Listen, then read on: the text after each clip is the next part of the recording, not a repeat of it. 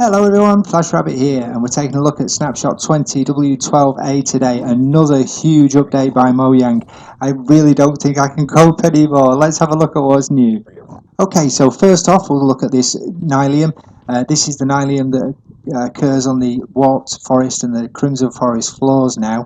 It's basically a covered netherrack, if you like, so it's almost like grass in the nether. But we can bone meal it now, so we can attach a dispenser with bone meal in there, and we can start farming roots and shoots with ease, really. And we also get this fungi growing as well, so we've got a renewable source now for the wood type stems that occur, and we can grow these and perhaps make a tree farm of some description out of it. But from this you get the logs, or which you can turn into the hyphae, the four-sided textured block. We can also get the shroom lights and the both variants of the wart, so we can get warped nether warts and crimson nether warts. Same on this side. We can farm the roots and can we get a fungi. Yeah, we can get a fungi there, and we can grow that into one of these shoot pieces of fungi complete with vines there, crimson vines and shroom lights. So we've got renewable sources for all of this material, which is fantastic. They were included in the bartering table, in the loot table for bartering with piglins, which I thought was a little bit strange, but it's obviously just a placeholder, and now this is the way we can get these items from a renewable source, which is absolutely fantastic. Just moving over here quickly, the sponge, both the wet sponge and the dry sponge, has been allocated the hoe as its preferred tool. It breaks easily for me here because I'm in creative, but it's also almost insta-mine in survival as well. So that's good because it's always been easy to put down. That was interesting actually. Did you see the roots there had grown on the soul soil? Oh, let's have a... Wow, there you go, look at that, wow. So if you've got a piece of Nylium next to soul soil, you can also get the roots growing on there. Oh well, that's something new. Where was I? Yeah, sponges. It's always been easy to put sponges down, but not quite as easy to get them back up again. The other thing, we could light soul soil to get soul fire. We can now light soul sand as well, so it'll also work with soul sand, and it's a beautiful looking flame. That I love it. Very atmospheric. Let's take a look at the other changes in this update. Nether Gold Ore was introduced in 20W11A, and this is a new way to get gold in the Nether. You can use any pickaxe to mine this, from wooden right the way up to netherite. You can also use Silk Touch enchantment and Fortune 3 enchantment. Ordinarily, if you break this, excuse me, if you break this with a regular pickaxe, you'll get between 2 and 6 gold nuggets from each block. If you break it with Silk Touch, you'll get the block as it appears here. And if you use Fortune 3 on it, you get even more. I don't know what the, I suppose it's times 3, isn't it? I don't know. But you'll get a lot more anyway. So that's absolutely fabulous. And look at this. Oh, I'm in love with this block. This is the new respawn anchor block. Look at it, it's beautiful. And you charge this up with glowstone, and you can charge it up 4 times. If you click on it, or sorry, if you right click on it, just listen to that sound, it's amazing. It's almost ghostly. But yeah, you charge it with glowstone. You can charge it up to 4 times. So if you right click it once, it sets your respawn point, and then you've got 4 opportunities to respawn at this block inside of the nether. So if you die in the nether now, you just go back to your respawn point inside of the nether. So you can dot these around all over the place, I guess, and choose to respawn at whichever point you want to.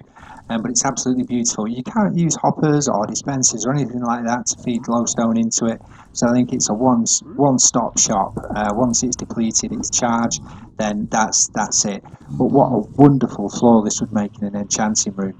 Look at this, beautiful. You've got the little swirly texture on top and the particle effects and these wonderful sounds when you're charging them and when you're right clicking on them. Oh, look at that, I'm in love. But previously we haven't been able to set a spawn point in the nether. I don't know if any of you have tried to set a spawn point in the nether by using a bed. Doesn't go very well. It ends up with tears and stuff everywhere. Now, as you can see here, it's got a very high blast resistance. It's got the same blast resistance as obsidian, so it's not going to get blown up. So yeah, I'm in love with it. I think absolutely gorgeous. Who's that down there? Oh, some piglins having a little chat, look, bless them. We've also got these blocks here, the basalt, the polished basalt. This is the polished variant of this block here, this basalt which grows in huge pillars in soul sand valleys. We can now put it in a furnace. We get some of this and we pop it in a furnace as you would any other item to smelt. No, I haven't got any coal. But if I had some coal, that would smelt away. And you would get the polished variant of basalt. Now it's directional. You've got this lovely top and bottom texture here, which is almost target-like, and you've got this trunk-like effect here. And depending on which way you place it, you get a different texture. So you've got the horizontal texture, the vertical texture, and the top and bottom texture here. But immediately what comes to mind for me is some dead trees. They're going to look absolutely wonderful, even in the overworld or the nether, wherever you want to build them. But I think you could make some really effective dead trees with this block and a combination of maybe a few others. Now, there are some other changes, some more fun changes. I don't know whether I'm going to be able to demonstrate this to you here, but we'll certainly have a go. We get some piglins, hoglins in the building. There we go. Get some hoglins as well. Can we get any babies? We're going to get some babies. Come on, let's have a baby. Where are you babies? Where are you babies? There's some babies. Right, see what you're doing. Basically, we've got now the piglin acrobatic team, or PAT as they're known in short, and you get the baby piglins riding the baby hoglins. But not only one, as we saw in the last update, they're actually doing it in threes now. Can you believe? So yeah, really comical effect. I love it. Brilliant. So if you do want to hire the PAT, the Piglin Acrobatic Team, you can do that through me, and they're available for birthday parties and bar mitzvahs. There's some other changes, but we're going to need to go back into the overworld to have a look at those, so we'll get on to that now. So here we are back in the overworld to look at the change with AFK Fishing. AFK Fishing, if you didn't know, was a method of fishing where you would build a small contraption with one source block of water, a trapdoor and a pressure plate and so on, and you could sit there with your right mouse button pressed or a remapped key pressed for hours and hours and hours, and you'd get loads and loads of treasure.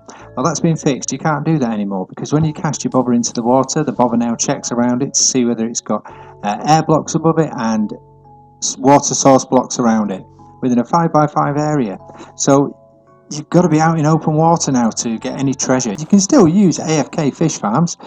You'll get loads of fish, you get loads of rotten flesh and bowls and all the rubbish really. But certainly as a food, as a food option, if you wanted fish, you can still use an AFK Fish Farm with pleasure. But if you want to get treasure now from AFK fishing, you've got to sit and fish. So probably best, you couldn't do it here for example, because there would be a block too close to the bobber. It'd recognise that it's not in open water and wouldn't give you any treasure. You'd just get common garden cod and salmon, along with the trash, the rotten flesh in the bowls. Over here would be okay, I think, because it's in open water, but ideally you'd get in a boat and you'd go out, sit in the middle of the ocean somewhere and have a few lazy days fishing. Now the other changes are to do with bees.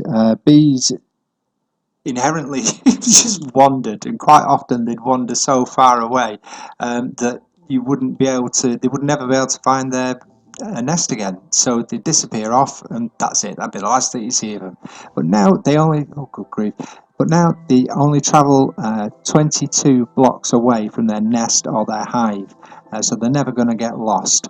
So you're always going to be able to keep your bees contained, which is good because you don't necessarily have to build a structure now to protect your bees while they're making honey for you. Okay, let's get rid of the night and the rain, because we don't want any of that.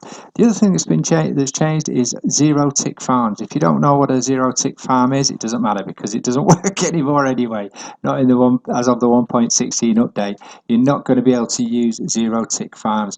They were complicated contraptions really that you'd use to force cactus to grow, or sugarcane or bamboo, but now they don't work. They've been nerfed, so there's really no point in trying. If you don't know what a zero tick farm is and you want to see one, there's many more technical Minecrafters than me. I've done loads of tutorials on them. Go and have a look, see what you think.